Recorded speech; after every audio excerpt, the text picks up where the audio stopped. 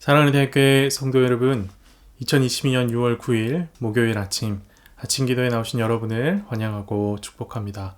함께 묵도하심으로 아침 기도회를 시작하겠습니다. 사랑과 자비가 충만하신 하나님 아버지, 오늘도 우리 가운데 귀한 새날을 허락하시고 주의 말씀과 함께 하루를 시작할 수 있도록 인도하여 주심에 감사합니다. 이 시간 성령 충만함으로 함께하여 주셔서 주의 말씀 깨달아지는 은혜, 주의 말씀대로 새 삶을 살아가고자 우리 마음이 주님 앞에 감동되는 귀한 은혜가 있도록 인도하여 주시옵소서. 함께 하실 줄 믿습니다. 이 모든 말씀 살아계신 예수 그리스도 이름으로 기도합니다. 아멘. 오늘 함께 보실 하나님의 말씀은 사무엘상 20장 1절에서 23절까지 말씀입니다.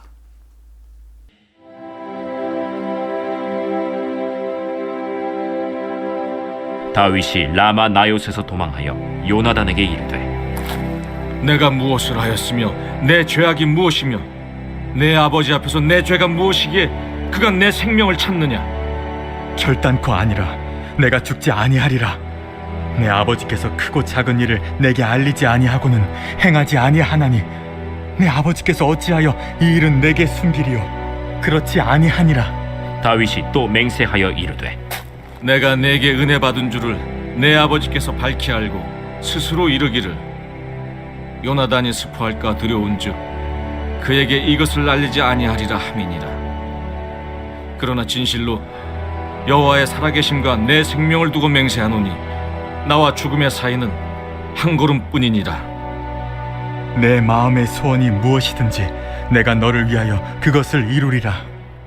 내일은 초하루인즉 내가 마땅히 왕을 모시고 앉아 식사를 하여야 할 것이나 나를 보내어 셋째 날 저녁까지 들에 숨게 하고 내 아버지께서 만일 나에 대하여 자세히 묻거든 그때 너는 말하기를 다윗이 자기 성읍 베들레헴으로 급히 가기를 내게 허락하라 간청하였사오니 이는 온 가족을 위하여 거기서 매년제를 드릴 때가 됨이니이다 하라. 그의 말이 좋다 하면 내 종이 평안하려니와 그가 만일 노하면 나를 해하려고 결심한 줄을 알지니 그런즉 바라건대 내 종에게 인자하게 행하라. 내가 내 종에게 여호와 앞에서 너와 맹약하게 하였음이니라. 그러나 내게 죄악이 있으면 내가 친히 나를 죽이라. 나를 내 아버지에게로 데려갈 이유가 무엇이냐? 이 일이 결코 내게 일어나지 아니하리라. 내 아버지께서 너를 해치려 확실히 결심한 줄 알면 내가 내게 와서 그것을 내게 이르지 아니하겠느냐? 내 아버지께서 혹 엄하게 내게 대답하면 누가 그것을 내게 알리겠느냐? 오라, 우리가 들로 가자. 하고 두 사람이 들로 가니라. 요나단이 다윗에게 이르되 이스라엘의 하나님 여호와께서 증언하시거니와 내가 내일이나 모레 이맘때에 내 아버지를 살펴서 너 다윗에게 대한 의향이 선하면 내가 사람을 보내어 내게 알리지 않겠느냐? 그러나 만일 내 아버지께서 너를 해치려 하는데도 내가 이 일을 내게 알려주어 너를 보내어 평안히 가게 하지 아니하면 여호와께서 나 요나단에게 벌을 내리시고 또 내리시기를 원하노라. 여호와께서 내 아버지와 함께 하신 것 같이 너와 함께 하시기를 원하노니 너는 내가 사는 날 동안에 여호와의 인자하심을 내게 베풀어서 나를 죽지 않게 할 뿐 아니라 여호와께서 너 다윗의 대적들을 지면에서 다 끊어버리신 때에도 너는 내 인자함을 내 집에서 영원히 끊어버리지 말라. 이에 요나단이 다윗의 집과 언약하기를 여호와께서는 다윗의 대적들을 치실지어다. 다윗에 대한 요나단의 사랑이 그를 다시 맹세하게 하였으니 이는 자기 생명을 사랑함같이 그를 사랑함이었더라. 요나단이 다윗에게 이르되 내일은 초하루인즉 내 자리가 빔으로 내가 없음을 자세히 물으실 것이라. 너는 사흘 동안 있다가 빨리 내려가서 그 일이 있던 날에 숨었던 곳에 이르러 에셀 바위 곁에 있으라. 내가 관역을 쏘려 함같이 화살 셋을 그 바위 곁에 쏘고 아이를 보내어 가서 화살을 찾으라 하며 내가 짐짓 아이에게 이르기를 보라, 화살이 내 쪽에 있으니 가져오라 하거든 너는 돌아올지니 여호와께서 살아계심을 두고 맹세하노니 내가 평안 무사할 것이요 만일 아이에게 이르기를 보라, 화살이 내 앞쪽에 있다 하거든 내 길을 가라. 여호와께서 너를 보내셨음이니라. 너와 내가 말한 일에 대하여는 여호와께서 너와 나 사이에 영원토록 계시느니라. 사무엘상 18장에서 사울은 블레셋 사람들의 손으로 다윗을 죽이려고 했습니다. 하지만 실패하죠. 사무엘상 19장에서 사울은 그의 참모들에게 다윗을 죽이라고 명령하여 다윗을 죽이고자 했습니다.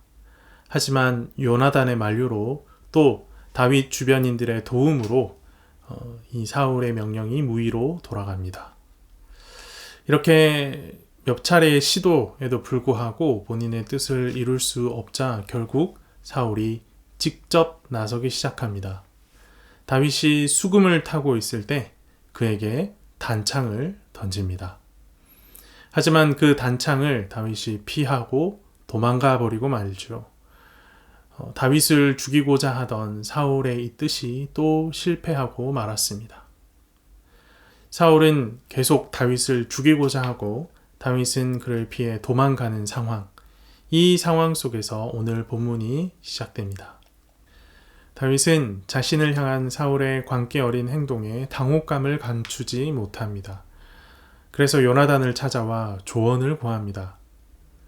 다윗이 먼저 해야 할 것은 자신이 처한 상황을 요나단에게 이해시키는 것이었습니다. 요나단의 눈엔 다윗을 죽이려고 하는 사울의 의중이 보이지 않았기 때문입니다.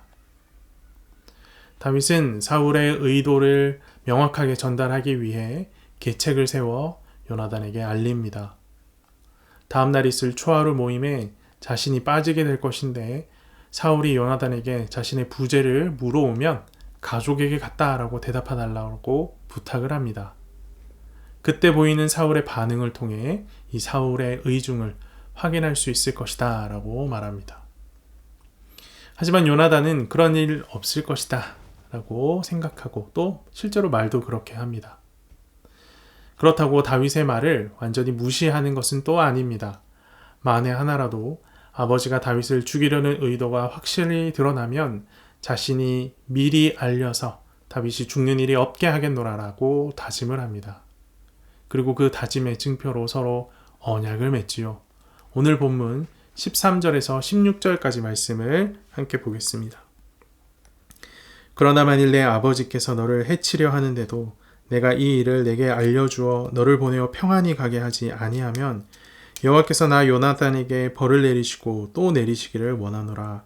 여호와께서 내 아버지와 함께 하신 것 같이 너와 함께 하시기를 원하노니 너는 내가 사는 날 동안에 여호와의 인자하심을 내게 베풀어서 나를 죽지 않게 할 뿐 아니라 여호와께서 너 다윗의 대적들을 지면에서 다 끊어버리신 때에도 너는 내 인자함을 내 집에서 영원히 끊어버리지 말라 하고 이에 요나단이 다윗의 집과 언약하기를 여호와께서는 다윗의 대적들을 치실지어다 하니라. 다윗과 요나단 서로를 지키고 보호하겠다라는 언약을 맺습니다. 그런데 이 언약의 내용을 보면 서로를 기대하는 언약이 아님을 확인할 수가 있습니다. 서로가 서로의 신의를 기대하는 모습이 아니라 여호와 하나님의 인자하심과 그의 공의를 기대하는 언약입니다. 언약을 이행할 수 있도록 하시는 분도 하나님이시고 언약이 파기되었을 때 형벌을 집행하시는 분도 하나님이십니다. 이 둘은 철저하게 하나님을 중심으로 묶여진 관계인 것입니다. 계속해서 17절 말씀을 잠깐 보겠습니다. 다윗에 대한 요나단의 사랑이 그를 다시 맹세하게 하였으니 이는 자기 생명을 사랑함 같이 그를 사랑함이었더라. 자기 생명을 사랑함 같이 서로 사랑했다. 앞서 살펴본 13절에서 16절 말씀이 없었다면 이 둘이 연인이었나 하고 오해할 만큼 찐득한 표현입니다. 하지만 우리는 이 둘의 관계가 무엇 위에 서 있는지 너무나 잘 알지요. 바로 하나님, 여호와 하나님, 그 하나님의 인자하심, 그 하나님의 헷세드 위에 서 있다라는 사실을 잘 알고 있습니다. 마지막으로 23절 말씀 함께 보겠습니다. 너와 내가 말한 일에 대하여는 여호와께서 너와 나 사이에 영원토록 계시느니라 하니라. 다윗과 요나단을 하나로 묶고 서로 신뢰하게 하는 근거, 그들 사이에 계신 여호와 하나님입니다.